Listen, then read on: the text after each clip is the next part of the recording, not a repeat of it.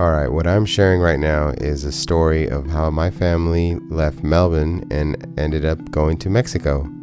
So let's just start off by saying it was pretty difficult. It was Christmas time, and we had just sold and donated most of our possessions. At the time, you actually had to apply for permission to leave the country.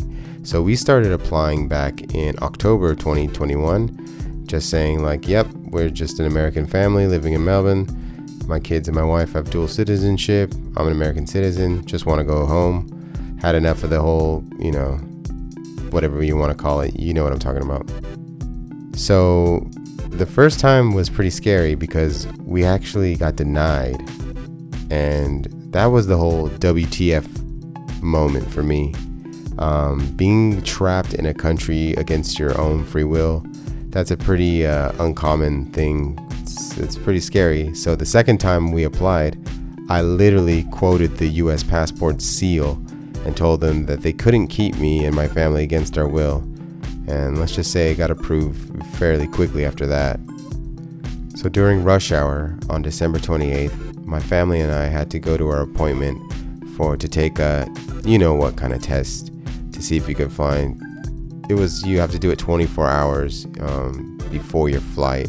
And it was such a hassle, especially with small children. Blah, blah, I don't even want to say it, but we had to even stay there and wait for the results for a while. So we're going to come back here maybe in 10 hours, go back home right now, hand in the keys to our rental. It's really happening. It's been such a stressful time, by the way. We're going to be back here soon. And early the next morning, we arrived back at the airport just after 4 a.m. And this was for our 6 a.m. connecting flight bound for Sydney.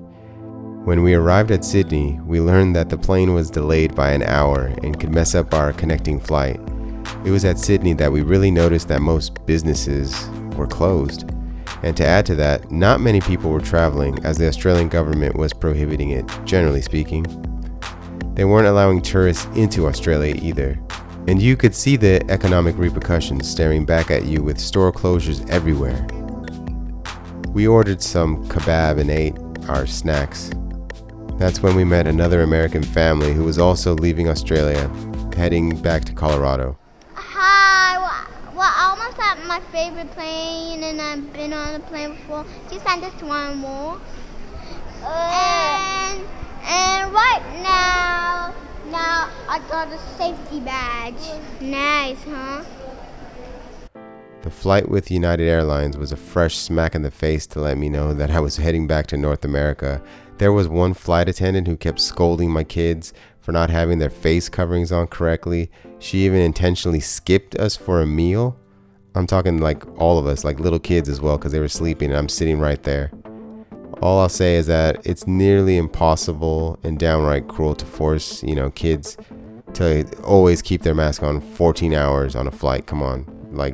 Seeing my son sleep with masks on made me very uneasy and quite anxious the entire flight. As forewarned, we missed our connection to Houston once we arrived to LA.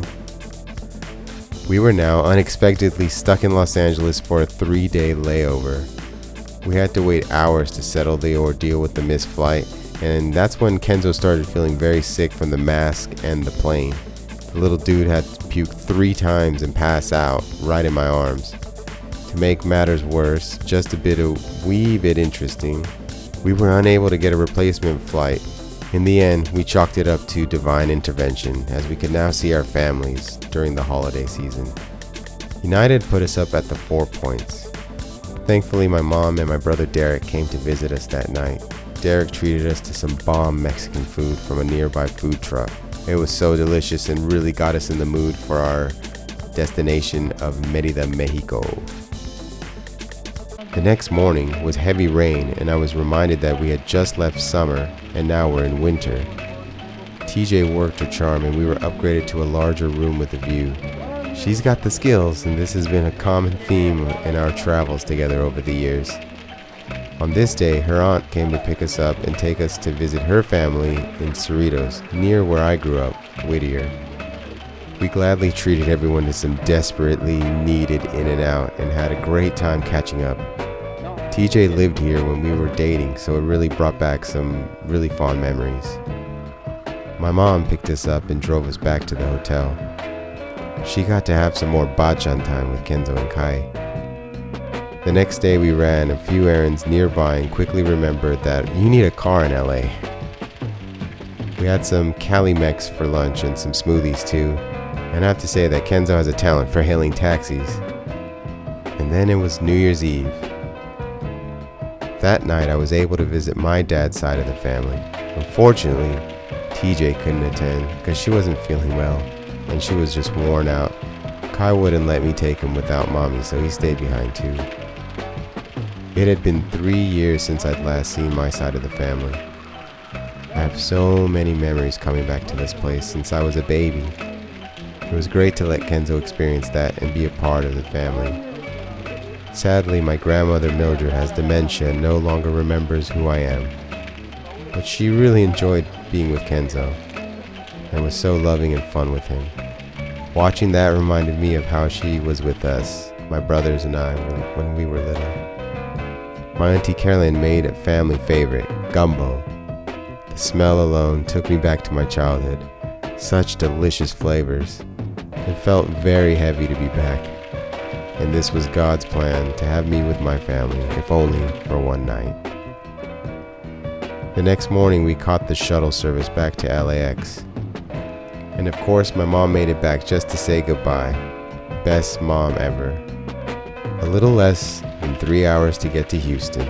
We were cutting it close again and had to go with one of the furthest terminals from where we were. Luckily, we found one luggage cart sitting abandoned and swooped it up. When we arrived at the gate, we were told that the flight was delayed by another 45 minutes. We were relieved. This was the home stretch. We were feeling a bit hungry as well, so Kenzo and I grabbed some airport food and just relaxed a bit. The flight to Mérida felt so quick, 2 hours, but felt even faster. This part was the most excited I'd been during all the traveling we had just done. It led to this moment, arriving in Mérida, Mexico. We breezed through immigration and received our 180-day visa. We took a break after the flight and chilled at a cafe before organizing a taxi van. Driving into town was exactly how I pictured it. Even in the dark, I could make out familiar landmarks and streets I had studied rigorously through YouTube videos. We finally arrived at our hotel. Everything was good, except for the drainfly worms coming out of the tap. Don't worry, TJ got us upgraded to a larger and cleaner room. So here we are, world. This part of the world is going to be home for a while. It's all an adventure waiting to happen. So thank you so much, everybody. We do have so much content. I know it's been a long time since, it's been a few months since I've put up a video. So thank you for hanging in there. Thank you to all the new subscribers joining the channel. Thank you so much. Much love to everybody. So yeah, we have heaps of content. I just haven't had any time to really edit because we've just been living life and, with small children and, the routine and all that. But yes, I promise I will sit down and smash out a lot more editing and put out this content.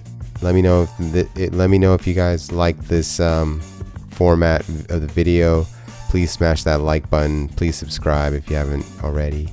And yeah, this was our story. Mexiting Melbourne and moving to Mérida, Mexico. And to keep up to date, I've got a backlog of stuff to go through for all the content. But to stay up to date with what we're up to, you should definitely just follow on Instagram. If you're on Insta, it's magic_crate. Link right there in front of you. And during stressful times and during these health crisis times, we always are so blessed to have TJ doing her business, Juice Plus, coming through with the all encapsulated whole food, non-GMO vitamins and powder shakes and gummies for the kids. It's amazing. And yeah, we've been on this for more than 5 years. It's just such a blessing to have this business, and yeah, I'm so thankful for it. We take it every day. And if you're thinking about staying healthy and you need to pump in some more organic fruits and vegetables, you need some powdered shakes, organic, you need some healthy things for your kids, be sure to click the link below and TJ will get at you for sure. That is her specialty. Yeah, and that actually helps supporting the channel too. But it also helps you support your body, and you want to keep your immune system supported, so they say. Thank you. We'll catch you in the next one.